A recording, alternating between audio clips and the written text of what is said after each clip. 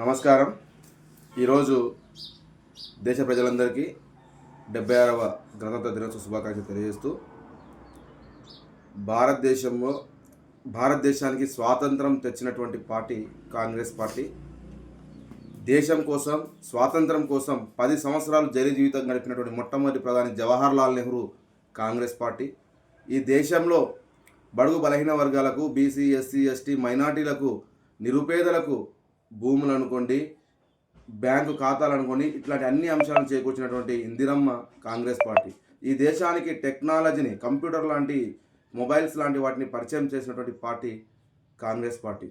ఈ దేశంలో ఆర్థికంగా వెనుకబడుతున్న పరిస్థితుల్లో దేశాన్ని ముందుగా అంటే ప్రపంచంలోనే ఒక ఉన్నతమైన స్థానానికి ఆర్థికంగా ఎదగడానికి కారణమైనటువంటి వ్యక్తి మన్మోహన్ సింగ్. ఈ దేశానికి ప్రధాని ఆ మన్మోహన్ సింగ్ కాంగ్రెస్ పార్టీ. అంటే ఈ దేశంలో కాంగ్రెస్ పార్టీ వల్లనే దేశానికి స్వాతంత్రం రావడం, దేశం ఆర్థిక అభివృద్ధి జరగడం, సామాజిక అభివృద్ధి జరగడం, అన్ని విషయాలు అభివృద్ధి పథంలో ఈరోజు ఉన్నాయంటే దానికి కారణం కాంగ్రెస్ పార్టీ. అట్లాంటి కాంగ్రెస్ పార్టీలో నేను ఉన్నందుకు చాలా గర్వపడుతూ, దేశంలో ఉన్నటువంటి ప్రతి కాంగ్రెస్ పార్టీ కార్యకర్తగా ఉన్నందుకు, ఈ దేశానికి చేసిన సేవలకు గర్వపడుతూ ఉండాలని చెప్పి ఈ సందర్భంగా కోరుతా ఉన్నాం. ఇక దేశంలో జాతీయ జెండా ఎగరవేయని అనుబంధ సంస్థలు ఉన్న పార్టీ, అసలు జాతీయ జెండాని గౌరవించని పార్టీ,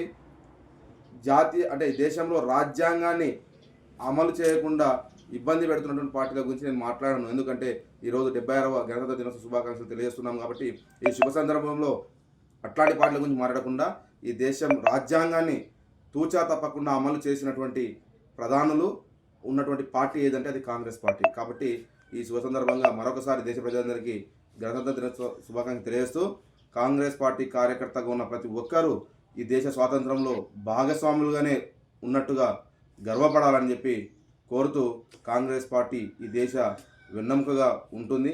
దేశ యొక్క ఐకమత్యానికి, భిన్నత్వంలో ఏకత్వానికి నిలబెట్టాలంటే అది కాంగ్రెస్ పార్టీతో సాధ్యమని తెలియజేస్తూ, కాంగ్రెస్ పార్టీ ప్రతి కార్యకర్త గర్వంగా ఉండాలి, దేశం తలెత్తుకునే విధంగా మనం పనిచేయాలని కోరుకుంటూ ఈ శుభ సందర్భంగా మరొకసారి గణతంత్ర దినోత్సవం ముగిస్తా ఉన్నాను.